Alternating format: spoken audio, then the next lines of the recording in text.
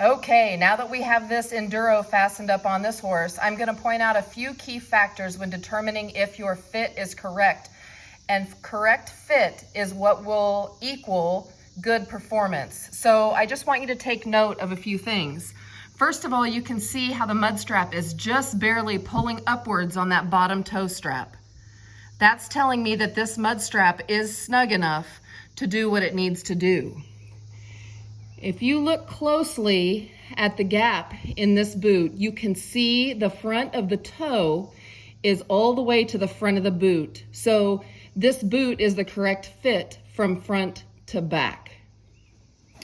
When we move to the side, you can also see that the hoof wall extends all the way to the edge of the side of this boot, and that the top edge of the boot is snug to the hoof wall, and that there's no significant gapping. Now, you will see there's a slight gap right here, but again, keep in mind, these boots have been used hundreds of miles. If this was a brand new boot, this boot would be super snug to the foot.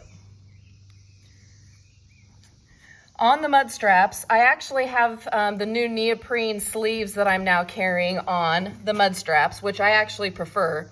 And when you want to check the mud strap snugness, you should be able to easily get your finger in between the horse and the mud strap and run it from front to back.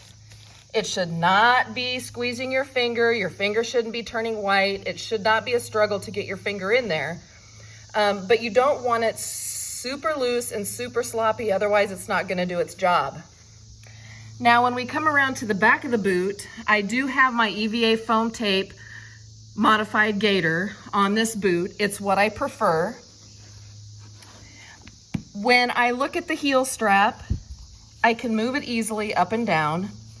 It appears tighter in this video than it normally would without a gaiter on, because it does take up some space, but that heel strap should not be tight. Without the gaiter, you should be able to easily get your finger in that heel strap without an issue. It's also important to note that your adjustment can easily be one hole off when comparing the sides. So on this side, I'm on the third hole from the end, and when I go over here to the other, you can see I'm on the second hole from the end. This kind of messes with my OCD a little bit because almost every one of my horses is not even on both sides and is off one. So that's absolutely acceptable. Another thing that we want to see is that the back of the boot is as snug to the hoof wall as absolutely possible. When the boot is well worn in and broken in, you'll see that it's going to relax a little bit and there might be a little bit more room, but on a new boot, you should not see a bunch of airspace between this boot shell and the hoof wall. If you do, that allows the foot to move inside the boot and can lend to twist.